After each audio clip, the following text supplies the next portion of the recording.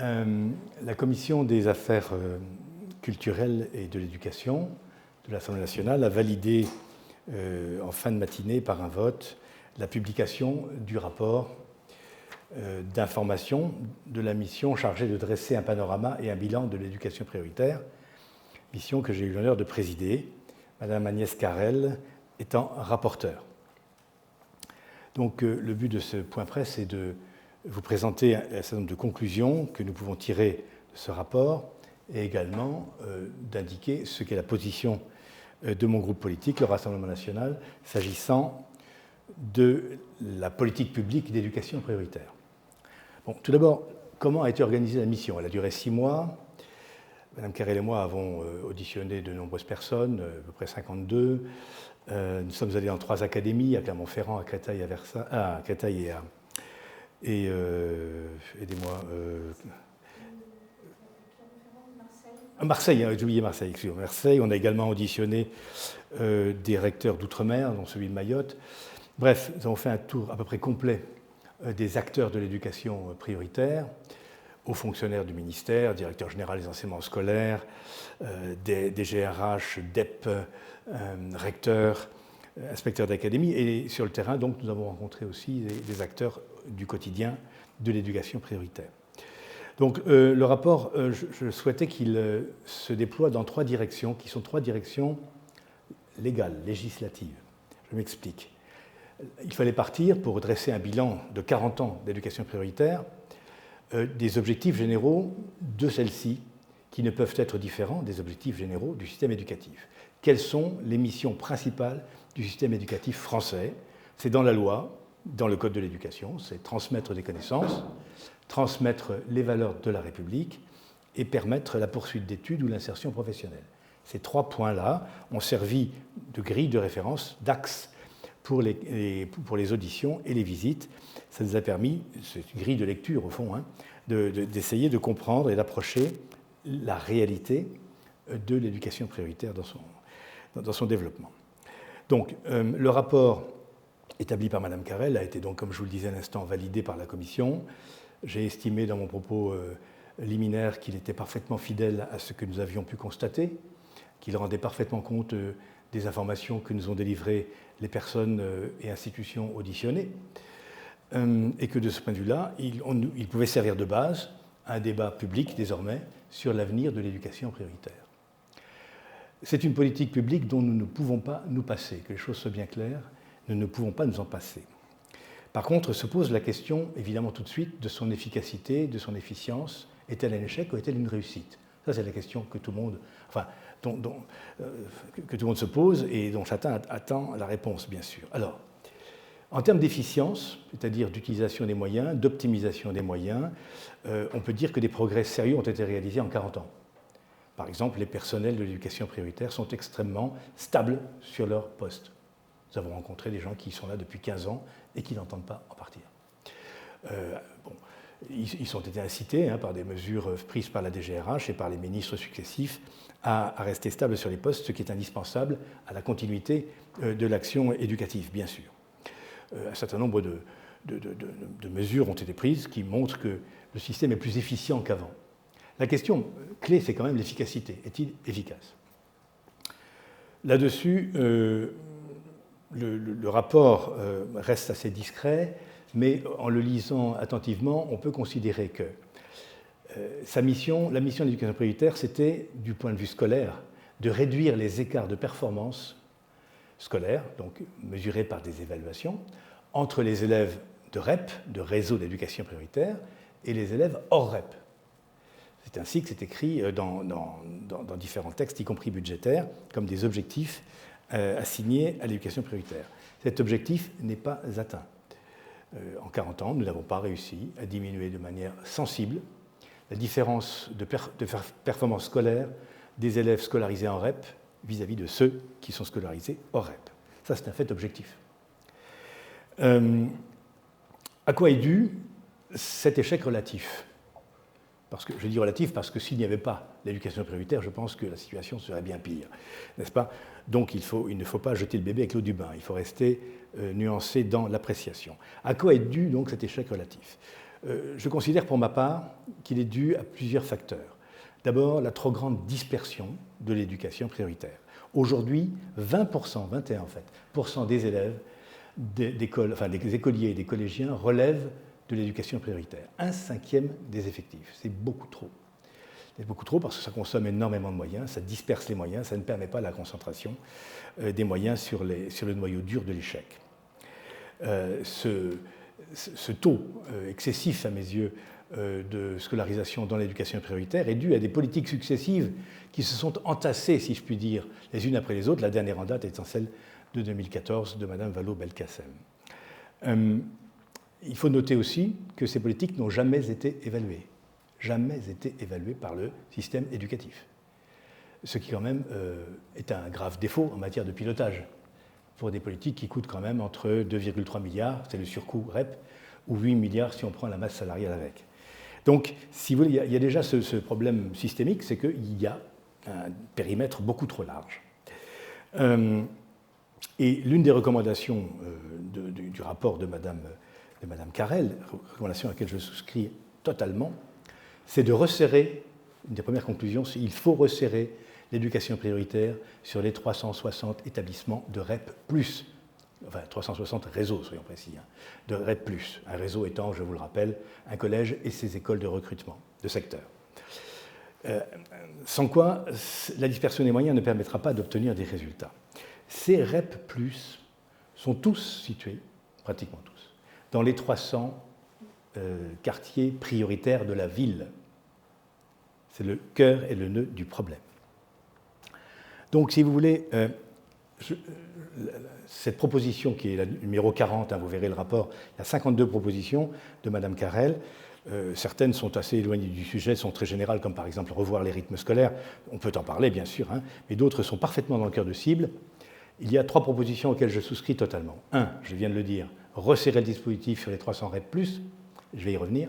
2, doter l'Assemblée nationale des moyens de piloter, enfin de vérifier le pilotage de l'éducation prioritaire en inscrivant dans la loi de finances, dans la mission enseignement scolaire, débattue en loi de finances, un programme annuel de performance dédié, avec un budget dédié, des actions dédiées avec des indicateurs précis.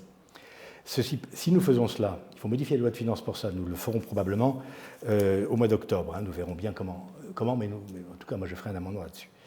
Bon bref, pourquoi faut-il faire ça? Parce que si l'État accepte de considérer l'éducation prioritaire comme un objectif spécifique de l'action éducatrice, il faut qu'il l'identifie dans un programme annuel de performance et que ce programme annuel de performance, eh bien l'exécutif doit en rendre compte annuellement à l'Assemblée nationale et au Sénat. Et donc ça permet enfin un pilotage politique d'une politique publique, ce qui nous manque évidemment actuellement. Actuellement, l'éducation prioritaire n'est pas pilotée politiquement. Donc ça, c'est la deuxième proposition à laquelle je souscris de Mme Carrel. La troisième, c'est l'affaire du dédoublement. Donc le président de la République, depuis son arrivée aux affaires, a fait dédoubler en REP+, puis en REP, les classes de grande section, de CP et de CE1. Nous estimons, Mme Carrel et moi, je partage totalement son point de vue, qu'il faut tout dédoubler, tout, de la petite section au CM2.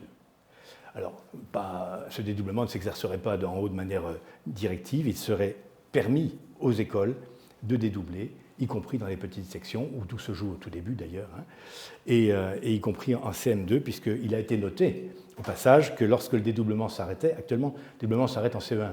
Quand les élèves arrivent en CE2, ils reviennent en classe complète. Et là, patatras, les résultats s'effondrent à nouveau.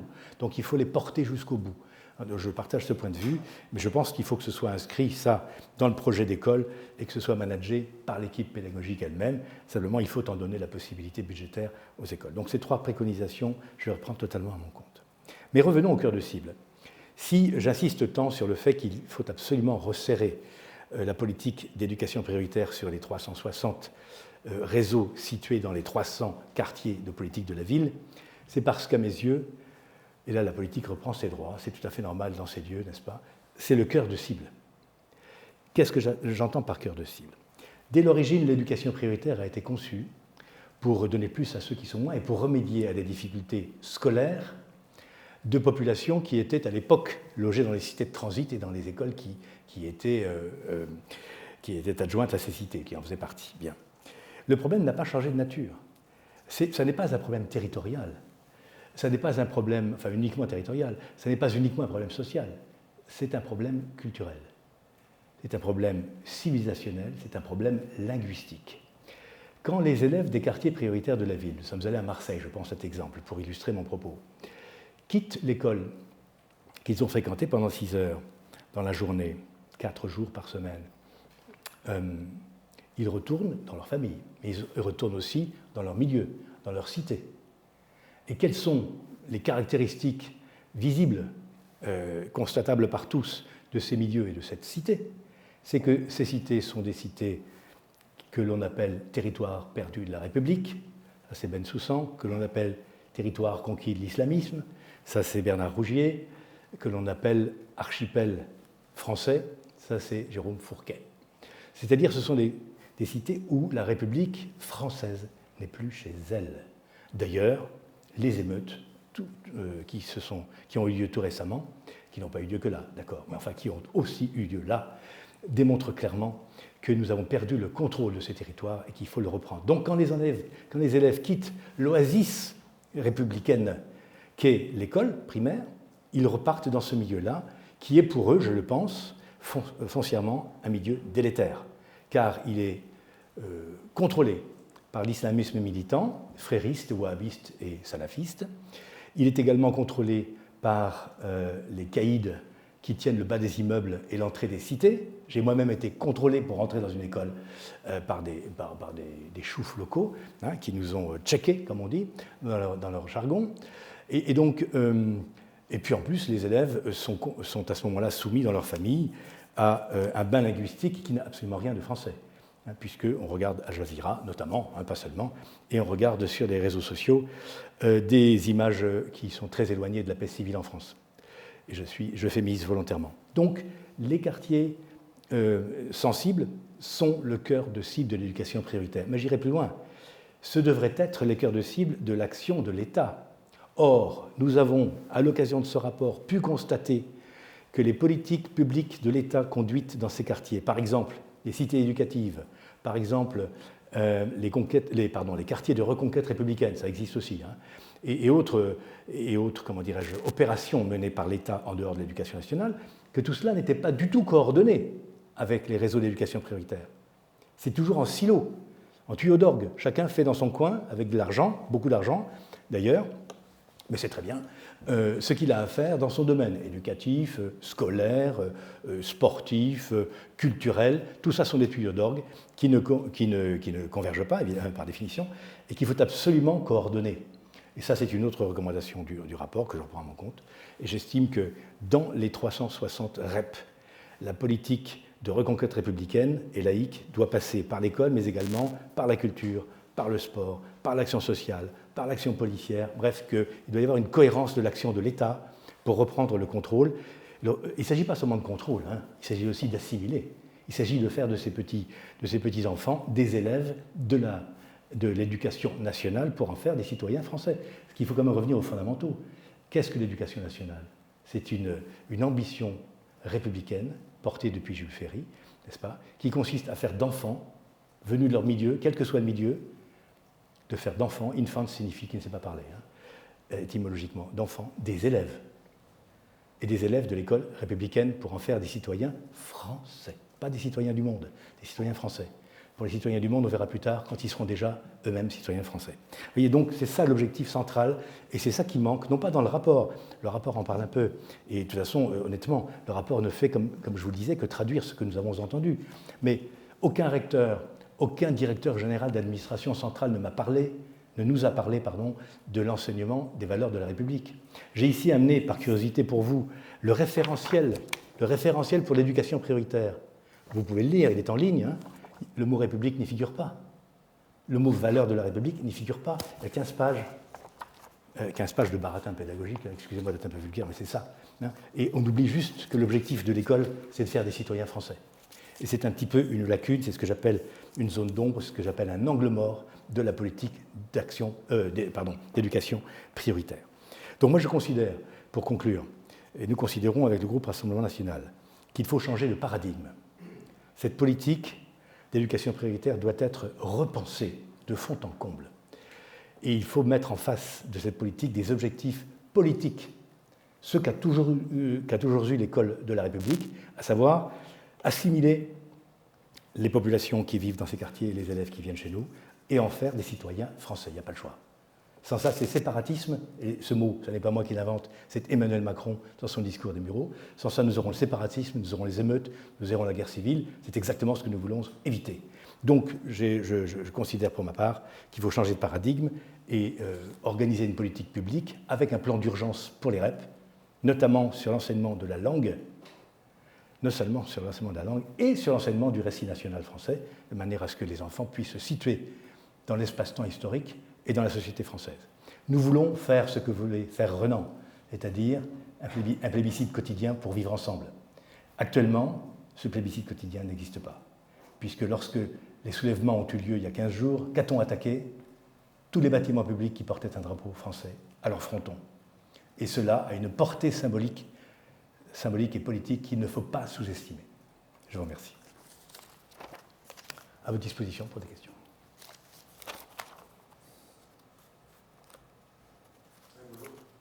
Je vous en prie. Je voulais savoir si je comprends bien le rapport, si ça veut dire que vous supprimez les REP et vous laissez que les REP+. Oui, c'est ça. Oui, alors oui, tout à fait, exactement. On se resserre, Madame Carrel et moi sommes parfaitement d'accord là-dessus. Ce que nous préconisons, les recommandations du rapport, c'est de tout recentrer sur les REP+, les 360 REP+. Donc les REP classiques et les CLA, les contrats locaux d'accompagnement, seraient supprimés. Au bénéfice de quoi? Parce que la question a été posée par des députés tout à l'heure, quand nous examinions le rapport. Et quid des zones rurales, et quid de ceux qui sont à la frontière des REP? Eh bien, pour cela, nous préconisons la mise en place d'une allocation des moyens différenciés. Donc ça, c'était du langage techno. En français, ça signifie qu'au niveau national et au niveau académique, les établissements, les collèges et les écoles reçoivent leur dotation horaire ou leurs moyens en personnel en tenant compte de critères objectifs comme, par exemple, l'indicateur de position sociale, qui vient de sortir, l'EPS, mais également, Mme Carrel en fait la proposition, et c'est une très bonne idée, un indicateur d'éloignement géographique, enfin bref, des lieux de culture, ou des grands centres pour les écoles rurales, par exemple. Et je préconise pour ma part, ce n'est pas dans le rapport, mais je le dis ici, un indicateur purement scolaire, de réussite scolaire. Et les trois pouvant être évidemment combinés astucieusement, on doit pouvoir faire en sorte qu'à côté des REP+, qui disposent de moyens dérogatoires, d'un plan d'urgence, de structures spécifiques dédiées, de statuts particuliers des professeurs, enfin, ça, il faut le repenser. Le paradigme, il faut le repenser. À côté de ce cœur de cible, il y a tout le reste du territoire qui doit être traité de manière différenciée. Ce n'est pas forfaitaire, vous avez tant d'élèves, vous avez tant d'heures, non. Vous avez tant d'élèves avec telle caractéristique, votre école a telle caractéristique sociale, votre école est située à telle distance du chef-lieu où il y a des théâtres et des cinémas, donc vous avez telle dotation. Vous voyez ce que je veux dire? C'est différencié, c'est plus fin, et ça devrait permettre de couvrir les besoins de tous, de manière équitable, et pas de manière, comment dirais-je, forfaitaire, standard. Donc les deux choses se combinent très bien. D'autres questions éventuelles? Vous voulez, comme dans le rapport des assises, est-ce que ça sert à quelque chose, des assises d'éducation prioritaire, et quand? Je n'ai pas entendu le... Est-ce que vous souhaitez, comme le rapport le demande, des assises de l'éducation prioritaire? Ah oui, et quand? Ça a été débattu, vous avez raison, les assises. Écoutez, moi j'en ai vécu quelques-unes, des assises, quand j'étais en activité d'éducation prioritaire, dont celle, par exemple, de Ségolène Royal, qui a débouché sur une extension énorme du périmètre. C'est ça le risque. Bon, Mme Carrel le propose, les députés là-dessus étaient un peu partagés. Certains ne voulaient pas qu'on perde de temps avec ça. Mme Carrel les a rassurés en disant que ce n'était pas pour perdre du temps, très bien. Moi, mon point de vue personnel, alors là pour le coup ça n'a plus rien de politique, c'est personnel en tant qu'ancien acteur du système éducatif, je crois franchement que le rapport de Mme Carrel nous dit tout sur l'éducation prioritaire. On n'a pas besoin d'assises. On sait ce qu'il y a à faire. Il n'y a plus qu'à, n'est-ce pas? Je ne dis pas qu'on perdrait du temps, mais ce que je crains, c'est que sous la pression des lobbies, on débouche à nouveau sur une extension géographique et territoriale. et qu'on passe de 380 ou de 360 à 500, 600 ou 700, et à ce moment-là, on tombe de Carib dans Scylla, et on n'y arrive pas. Je crois que l'idée initiale de Mme Carrel est excellente, c'est elle qu'il faut retenir, me semble-t-il, reconcentrer l'action de l'éducation prioritaire sur le cœur de cible, qui est parfaitement identifié. Et puis, ne pas se disperser, Et sur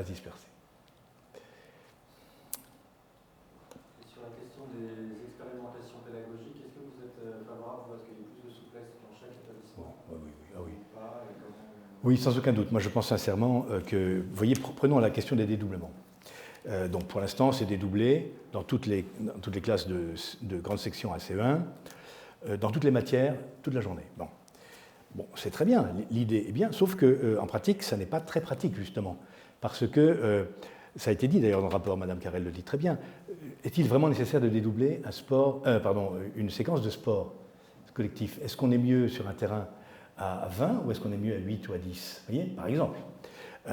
Dans d'autres disciplines, il peut être utile de dédoubler à certains moments et pas à d'autres. Il est parfois bon de travailler en grand groupe, parfois nécessaire, indispensable de travailler en petit groupe. Donc l'idée, c'est même pas l'expérimentation, c'est l'autonomie, le bon terme.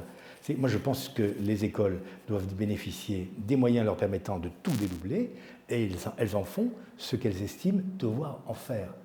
C'est la liberté pédagogique, c'est sûr, mais c'est aussi le métier. Je veux dire, ce sont des choses qui relèvent du métier et de l'exercice quotidien de l'action éducative et pédagogique. Et moi, je fais une totale confiance, ce que j'ai vu à Marseille notamment, mais pas qu'à Marseille, aussi à Clermont-Ferrand et à Créteil, je fais parfaitement confiance aux enseignants pour utiliser intelligemment, dans l'intérêt des élèves, le temps et les moyens qui leur sont donnés. Donc oui, la réponse est il faut favoriser tout ce qui est relatif à l'autonomie et à l'expérimentation et à l'intelligence créative professionnelle des maîtres.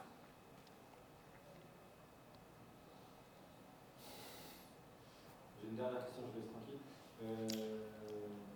Parfois, votre camp classe un peu l'éducation nationale à gauche. Ouais. Est-ce que vous, ça a été un frein pour faire des rencontres, aller faire des rencontres?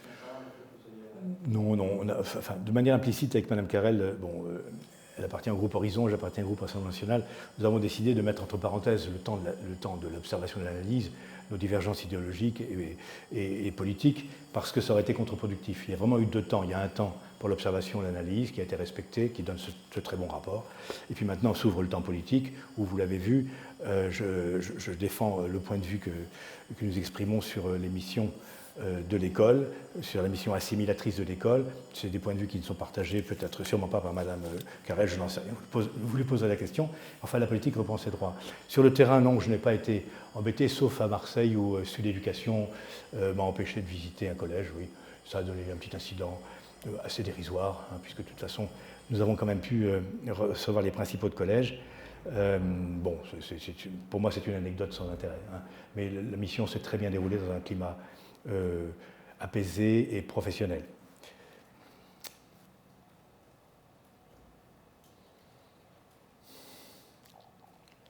Voilà. Bon. Pas de questions, pas d'autres questions. Merci pour vos questions, monsieur. Merci à tous. On peut lever la séance. Parfait. Merci beaucoup.